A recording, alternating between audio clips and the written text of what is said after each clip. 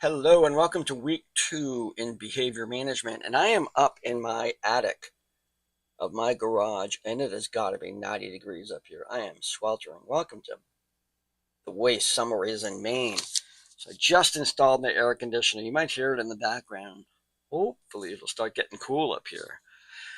So here we enter into chapter 2. We had a little bit of introduction into how we manage behavior, great examples in the discussion board about how people have been managed before.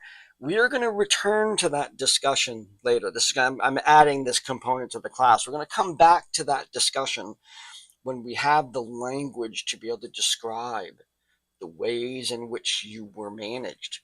And we can actually talk about that. Now, before we go into any more of this, what we recognize at the beginning is psychology, in essence, recognizes 3 types of learning. Classical conditioning, and it's only called classical because it was the first. We have operant conditioning, which is the vast majority of what we're going to be doing. And then there's cognitive learning and the kinds of processes that we understand when we look at ways in which we approach learning material and stuff, the cognitive strategies that we have, which in a way can be described behaviorally. So, and many times when we're looking at cognitive practices within learning, we also see classical conditioning. So we're going to start here, chapter 2, talking about classical conditioning. Now, classical conditioning is essentially learning by association. A vast majority of what we know as human beings has been learned in this way.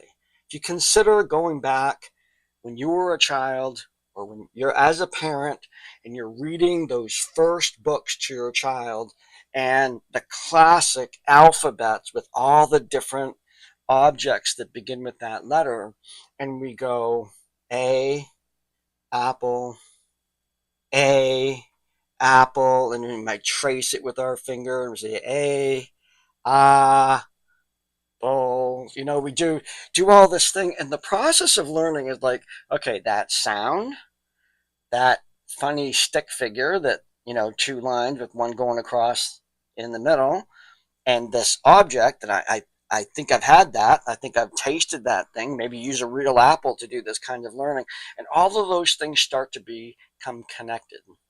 So when we see almost everyone in here who was raised in the West could probably, if I say, give me, the child letter, the child object for the letter A, and you'd probably all come up with with apple. Advil, maybe might come up with Advil. Maybe you come up with aardvark or ape, or depending on the, But these associations were created very early in life, so we associate symbols with sounds, we associate words with ideas and schemas, as we're going to get into, and then all the different ways in which we store this information. Huge amounts of what we know are by association. Reading itself is associated learning when we look at the sounds of the words and whatnot, and how they're put together and how words modify others and all that stuff. That's all ways in which we've learned by association. Now, scientifically, this was first observed and recorded by a very famous person by the name of Ivan Pavlov. He actually received a Nobel Prize for this, and his work working as a physiologist. And he was very interested in the context of this. He's a Russian psychologist, and he is interested in the digestive processes of how saliva and gastric juices digest food. You think that, where are we going here, right? How does this relate to psychology? So the story, how accurate this is, doesn't really matter. But the story goes that he had all these dogs that he was working with, and all of them had a device implanted into their jaw that collected their saliva, and he would measure the amount of saliva that was produced when the animals were presented with different kinds of food or different kinds of stimuli. So he was measuring the response rate. How much saliva do we produce in order to digest our food in the chewing process? Now, he noticed at one time that as even though you present food to a dog and they start salivating, there's an unlearned part of that. They smell that food, they start to salivate. And just like anybody who has cats and dogs, you go to the cupboard, you open up the cupboard, and they're all around you, right? Because they know what's happening. Okay. Well, how did they learn that? How did they learn that opening up the cupboard means they're getting food? Now, to you and I today, it's like, well, of course, they associate the sound of the cupboard, and you walking into the kitchen, and they start coming in. They know the signs that are coming up. But how does this process happen? And Ivan Pavlov was the first one to study this. Now, in the model of his experiment, he did all kinds of different sounds. He did all kinds of different stimuli, all kinds of different foods. But what he had noticed is that the dogs started salivating when they started going through the motions of preparing the food. The food was not presented yet the dogs were still salivating. He thought, what is going on? So he started to conduct different experiments. And again, it's a story. The model that we use is a bell. So I'm going to present to you Ivan Pavlov's experiment. So here's a graphic right out of the course book. Now you're going to see the word conditioning here. Conditioning is a word that we use interchangeably with learning. We can say conditioned or learning. They're interchangeable, but the official language is conditioning. Although I've seen some places where, before learning, conditioned response, learned responses, and all that. Either way. So we start off with the situation as it is prior to learning, before conditioning. We have the chicken, and that produces a response in the dog. Now, the dog's natural scent mechanisms connect to the brain and alert the dog that food is present and prepare the brain, prepare the body for having food. Therefore, they start to salivate. This is not learned. This is innate. This exists within the dog prior to anything. So at this point, because we like to label everything, we look at the stimulus, which is the chicken, and we say it's unlearned stimulus, and the salivation at this point is an unlearned or unconditioned response. So the unconditioned stimulus of a chicken produces the unlearned response, or unconditioned response of salivating.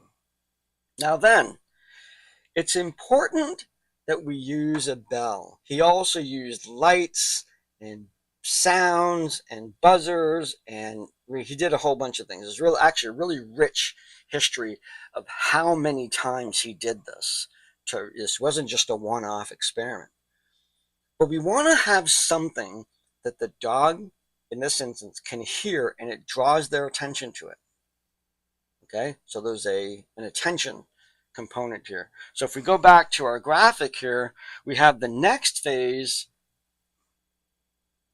There's a neutral stimulus. This time it's the bell, and no salivation occurs. There's no relationship between this sound and the response. But now we're going to start teaching. We go into the next phase here. During conditions, we pair the neutral stimulus very closely with the chicken. So we are ringing the bell while the chicken is being presented. Those two things during the learning, during the condition process, become associated. Remember, associated learning, associated with each other. So eventually, just like the cupboard, just like opening the can, just like driving by McDonald's and you start to salivate, all of that stuff becomes learned, and now the bell is no longer neutral. The bell now, we call it a conditioned stimulus because it produces the conditioned response. This language is a little bit to kind of get used to because one of the items here, the name changes. So we go from a neutral stimulus changing to a conditioned stimulus, but only when we've been successful in bringing about the associated learning that is there. Apple, apple. All of that. We put them in close proximity. We open up those books. The letter A is right next to the apple. It's not A, turn 7 pages, and then you have a picture of an apple. It's all closely together. This is purposefully done. It was done that way before we even understood what we were doing because it just worked. Then Pavlov comes along and says, hey, I've discovered the mechanism here, and they called it conditioning. It wasn't classical conditioning at that point. It was just, this is, automatic learning or natural learning or associated learning. It's only now that we refer to it as classical conditioning, putting it in its time frame. Okay. Now, what this produces in the dog and in the child who just got a apple is what Piaget, if you've ever studied him, Piaget's work on cognitive development, constructivist cognitive development, that even early on we begin to develop rudimentary schemas about the world. And all the associated elements of that start to come together. So as a child, apple, sweet, tasty fruit, maybe applesauce, maybe it's a treat, it's a, that kind of, and then there's the apple tree, and then there's the Apple iPad, and it just goes on. And the schema over time becomes more associated with more and more concepts until it's a fairly rich, complex schema. And one of the developmental processes that we recognize in general is our schemas, all of them, move from relative simplicity to relative complexity over time as we associate those words and objects and colors and whatnot with the same schema. So someone who's just learning to sound out letters and what will have a very elementary idea of what an apple is. A person who raises apple trees, has an apple tree farm, has an incredibly complex notion of what apple is. A relatively simple schema to a relatively complex schema. Now, what I want to do now is, in the modern world, one of the most common usages of classical conditioning is in the world of advertising. Now, advertising takes, and I'm going to make it pretty simple, advertising wants to attract your attention, get you to feel something, and then associate that feeling with a product so that the next time you see that product, it elicits a little bit of that response that you got from the initial stimulus of the ad, and it makes it more likely to buy it. And as ridiculous as it seems, this is a multi-billion-dollar industry, and it works incredibly well. So the best way, we can talk about Pavlov's dogs and all that stuff. We can talk about how we learn language and stuff like that to a degree. We do have some innate language stuff, but we learn to associate apple A, bear B, kind of thing. But when we look at advertising, we're really looking at the world of applied psychology, and it was actually all the work that was going on. This is a history of psychology. You have all the work that is going on in Europe regarding this, basic science about how people learn things. And Americans that went over there for training came back, and one of the gigs they used to get was participating in the emerging industry of advertising at that point. And if there's one thing America's become really good at, it's advertising. It's a huge export of ours. That's all over the world, man. There's all kinds of really, really great advertising, and everybody knows half the people watching the Super Bowl are just watching for those ads. It's almost like a competition. I think it is a competition. I think there's awards and everything for the funniest ad, the most bizarre ad, okay? And everybody's, going great guns. How do we create the most amazing ad to sell a product? Now, I included a ad that I pulled out of a magazine. Oh, I think I got it online. An image, and here it is. And this advertisement we see. Let's look at the elements here. We're at a looks like the kind of looks like a lake, but ocean. We're on a deck, deck chair there. We have the Pepsi on the bottom, and we have this strange object, this belly that has been disembodied at the bottom, and you have the copy. Advertisers refer to as the words. The copy says "unpimp your body." Basically, I think kind of referring to this is diet Pepsi. So get rid of that fat, here. And so there's a few things here. So I'm going to introduce how we dissect this ad in terms of understanding its power using the terms from classical conditioning. So let's take a look at this. So first, we have, press the wrong button on the wrong computer. We have the unconditioned stimulus. Now, the unconditioned stimulus, whenever you're looking at an ad, is the thing about this ad that attracted you. What got your attention? Now, you're just walking by, you see this ad, and you see the scene here going, it's summer, just jumped into the water, it's a refreshing, beautiful, sunny day. You have that belly sitting there. Maybe you've got a belly. You'd certainly like to unstrap it and just jump into the water and be that kind of person. It attracts your attention very, very quickly.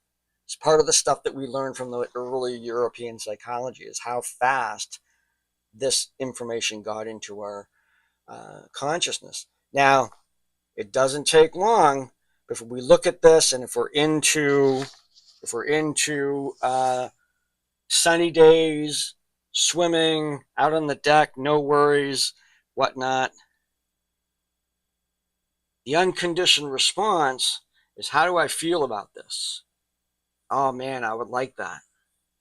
I wish I would, right now it's about 90 degrees in this room. I would love to jump into a lake. I would love to go swimming. I would like, it's caught my attention. I like sunny days. I'm there. And look, and then we introduced here way down at the bottom right, hardly any of this image is related to the product, just the name.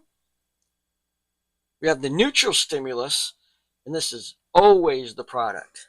The neutral stimulus is always the product, no matter what ad you're looking at. But sometimes ads don't even have the product in it, and they're selling the idea of the product, or they're selling the brand.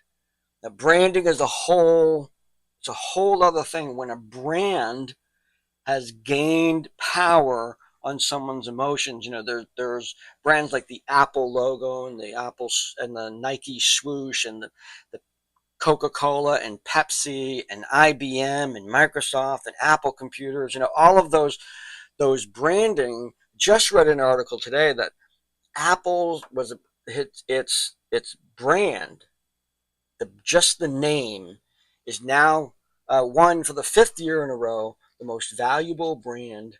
To own that brand and its power to elicit responses from people, it's worth $1.26 trillion. just the brand. That's not the phones. It's not the computers. Just the brand is worth $1.26 trillion. And that's just amazing. And so here we have a little bit of branding here down at the bottom. Pepsi's, the way it does its text, the little red, white, and blue logo, all of that stuff. Here we have that. Now, because the unconditioned stimulus of this scene, all the components that have attracted you to it, are closely packed together with the mention of the product. If learning happens, then now we have a conditioned stimulus. And the conditioned stimulus is the product. Remember this. There's an assignment to go with this. The conditioned stimulus is the product. Now, the conditioned response is the same feeling that you had about the nice sunny scene, except now Pepsi Diet triggers that. Just a little bit. It doesn't do it 100%. You're walking by and you see an ad. Mostly they use scantily clad women and sexuality and sensuality and pleasure and all that stuff. You see those scenes, and then you see it's associated with, Oreo cookies or something. It's not that you're going to get really romantic with a bunch of Oreo cookies, I hope. What it is, it's just a quick association of that instant of those objects being associated that capture your attention when you see the product. Possibly, most of the time, I would say, on an unconscious basis.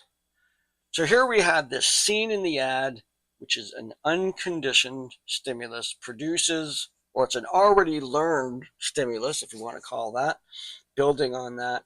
We've now associated that with the product, so that product is now a conditioned stimulus, bringing about the same response. Now look at the brown tiles there. The unconditioned stimulus is what gets your attention. The unconditioned response is how it makes you feel. I want to get cool. I want to be swimming. I want to be thin. I want to be in this ad. The neutral stimulus, always the product. Then if learning happens, the conditioned stimulus, again, it's the change, like the bell changed, product, and then the conditioned response is the same feeling that you identified above. Now the last question is, in the science of advertising, these ads are designed to attract particular populations. Now, who's the audience? Now the audience of this, you can just speculate. People who like to be outside, people who like to go swimming, people who are overweight, people who are looking for ways to become less heavy, people who like to swim, they like the sunny days, they've been on the beach, they like being, all of these things that you can basically, Pepsi goes to an advertising company, and tells the advertising company which audience they're looking for. They work in coordinating this, developing ad campaigns for different populations. So there's thought that goes into that, and the ad placement is very important. You would not see this ad in Women's Day magazine. Maybe you would. Might see it. I'm just trying to make something up here. Might not see it in certainly not a medical journal, or it's placed in a place where that population is likely to see it, and so you can estimate that it's an audience, maybe general audience, people who are overweight, people who like the outdoors, want to drink soft drinks. So Pepsi is trying to attract that population, people who want to lose weight, who want to then be able to go outside and go swimming. That's how specific it gets. Okay, so that brings us to the end of the chapter. And we have a discussion and we have an assignment. I'm going to talk about the assignment. I want you to find an ad and I want you to do exactly what I did. I want you to, you're going to write a paper. You're going to have a title page, always a title page when there's a paper. And when there's a slideshow, always a title slide. All the title page stuff on it. Then the next page is the image. It has to be an image that you can put into the file. So put the image that you find on there, and then you're going to go through identifying the unconditioned stimulus, the unconditioned response, the neutral stimulus, the conditioned stimulus, and the conditioned response, and then reflect on who is the audience. So you're going to do that with an ad that you find. Just go out there and find ads. They can be old ads, new ads, but they have to be images. Okay? So it's up to you to pick one that you can do. So the discussion goes back to the schemas that we were talking about, the associated schemas. And what I want you to do is I want you to take a word and describe as many associations as you can with it. The word love. What does that mean? It can be endearment to somebody, but it also be, that's different than love with my favorite ice cream. I love strawberry ice cream. That's very different. And so how many different associations are there with a word? So at least 5, and more if you want. Be competitive. See which one of you can come up with the most associations for a word. Be anything. Be anything. So that's the discussion. So the discussion is the associations of words, and the assignment is to do exactly what I just did with the ad in the course book, and it's done in the course book too, in a little different way, and then do it with your own advertisement that you find. Okay, I'm going to get out of this room and go cool off in the part of my house that already has an air conditioner. So have a great week. Look forward. This is really fun this summer already. Really cool discussions. And it's beautiful out, just like that scene. It's going to be time to go swimming in the lake pretty soon. So we'll be actually, I say, a field trip to Lake St. George, and we'll just make that all happen. I'll supply the Diet Pepsi. All right. So have a great week. Look forward to seeing you online. Take much care. I'll see you later.